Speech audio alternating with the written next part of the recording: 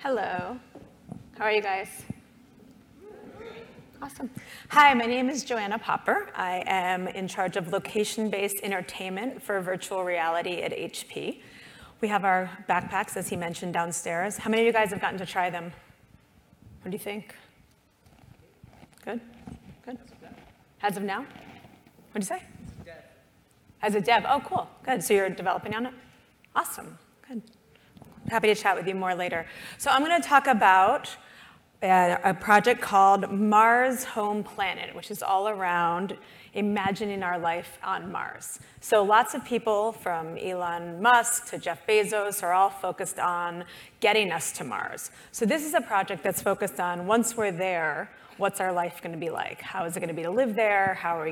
What type of places will we live in? How will we drive around? And so we tapped into the power of the crowd, and we called for entries for people to imagine what life on Mars will be like. And that's what I'll be talking about today. So scientists have identified a specific valley where we're likely to land when we get to Mars. So important thing to note here, this project isn't focused around any specific time period, but it's focused, like there's projects called Mars 240 or Mars, other years out there, but it's focused on what is life gonna be like when 1 million people live on Mars. So how many here are ready to go live on Mars?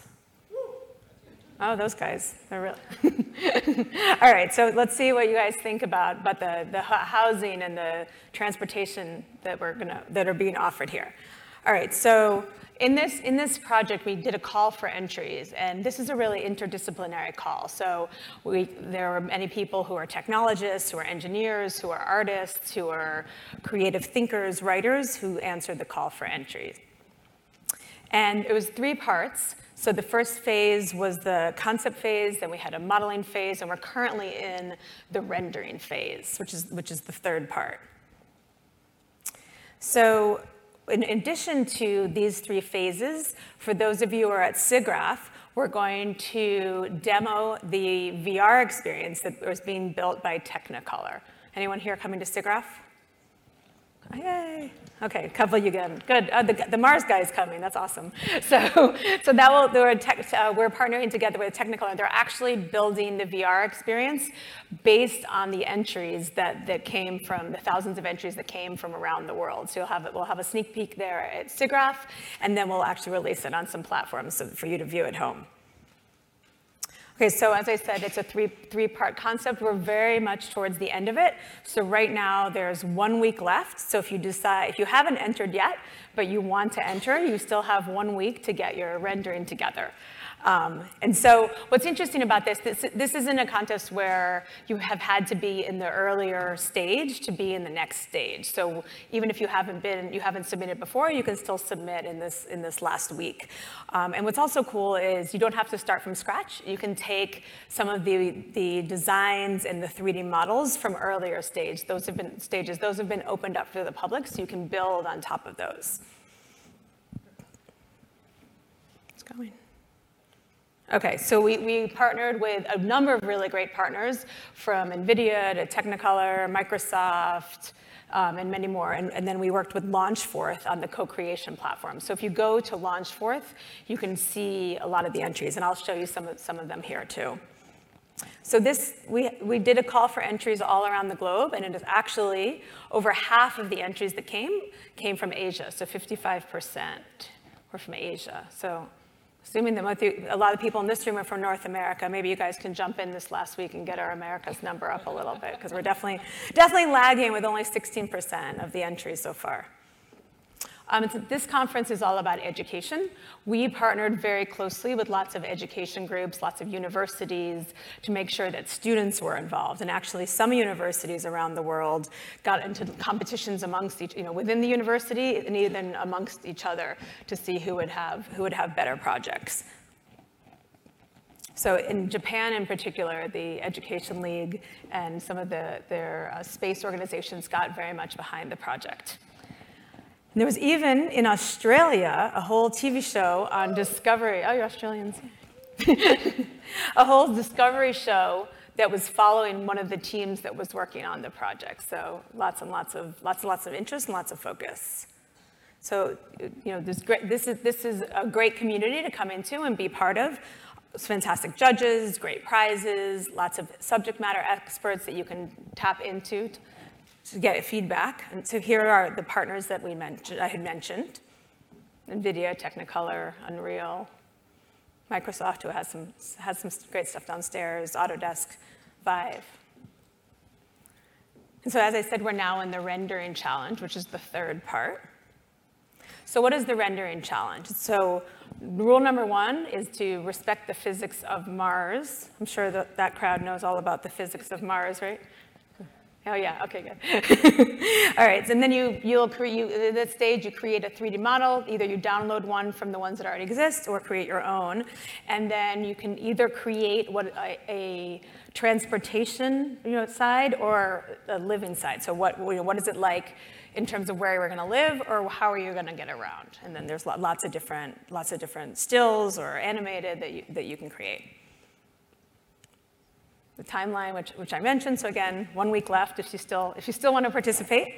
But if you don't want to participate, you can still go online and check out all the different entries and see what it's going to be like when you go and live on Mars.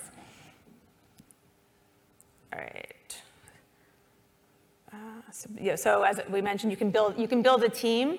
You can build a team of people that you already know, or you can find other people online who you can team up with and have a virtual team.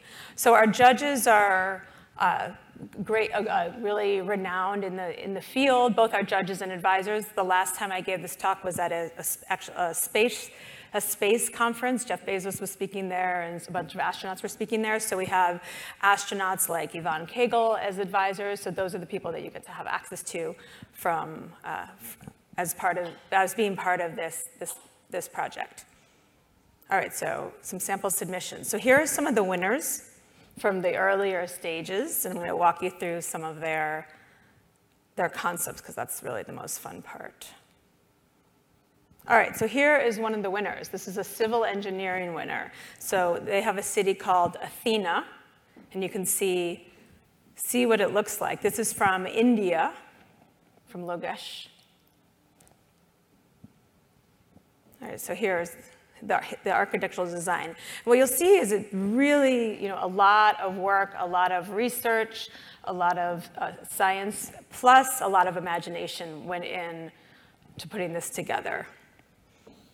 So this is what Logesh imagines it will be like when we get there. So that's the city.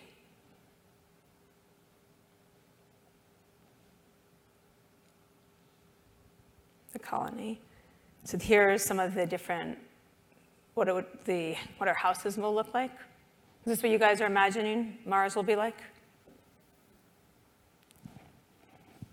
Okay.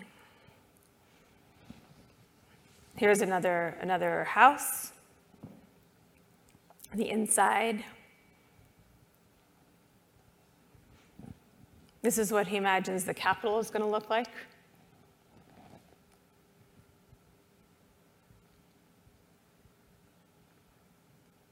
And then this is what a city looks like.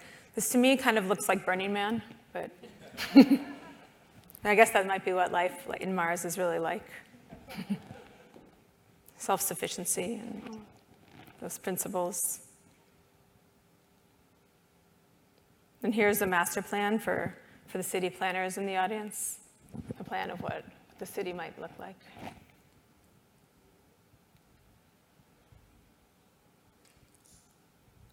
And here's some around the amphitheater, the housing.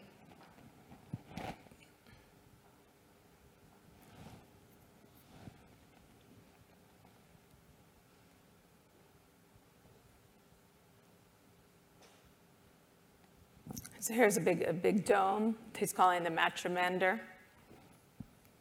And so the submissions that were the winners, the judges were, as you saw, we had people from DreamWorks, we had people who are astronauts, people from NASA, from JPL. So they're taking into consideration the sort of feasibility, the creativity, the science behind it, the research behind it, and judging based on all of those different factors. Here's another city. So as you can see, this is still just one entry. So you can see they really went into a lot of detail and a lot of thought about what our life will be like. The social dimension. And so here you have a whole analysis on how we'll come together and how we'll continue having our community lives and our social lives when we're in Mars. The whole underwater, which we had some great VR pieces here from Into the Now and the Land of the Mare, I think was called. I just did. So here you could downstairs we can do some great underwater. Here we have underwater on Mars, and then some more architecture, geology. So that was all just one entry, and so here are some other winners. So here is an architecture winner, really cool design for a building. And then here's a winner for their interior design. This person is from Spain. And then here we have a winner for vehicle design. So it looks a little bit like a tank or a Hummer, somewhere in between that. So that will be how we're going to get around. And then another car or another truck to get us around, and this uses solar field.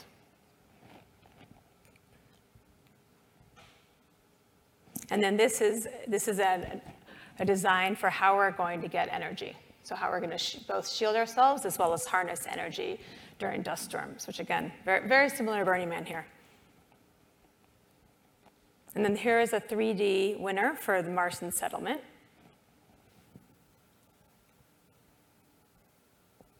Okay, we'll show a video. Does this work? Right. It's working.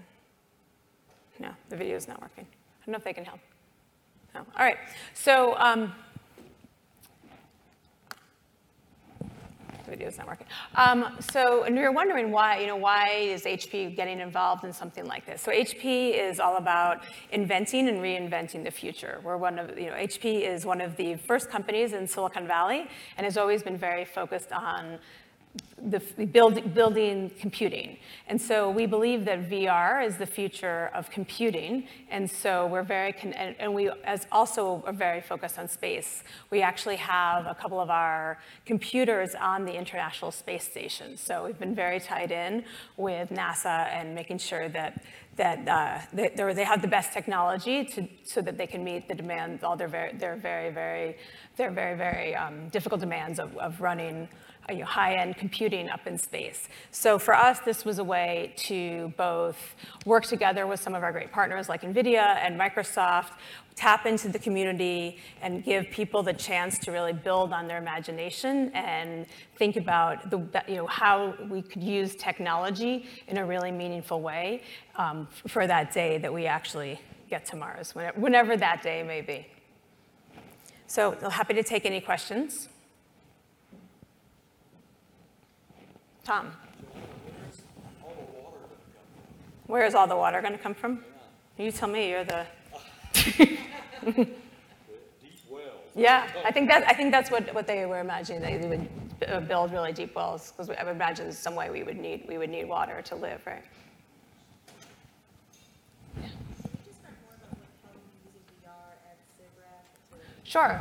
So if the question is how are we going to use VR at SIGGRAPH? So based on tapping into the crowd, and there were thousands of entries. There were actually 85,000 people who interacted with the competition in some way. Not all with submissions, but had some sort of interactions. And so the idea was to take some of the amazing work and creativity that had gone into the projects and build a location-based entertainment virtual reality project based on those imaginations. So there'll be one that will be a location-based entertainment project that we're going to show at SIGGRAPH, and then they'll also be able to tap into it and download it at home. So that will be the unveiling of, so here I showed some of these samples in flat format, just to give an idea of what it will look like. I think you can see from the pictures how much work went into it, the level of creativity, the understanding of the physics of Mars, and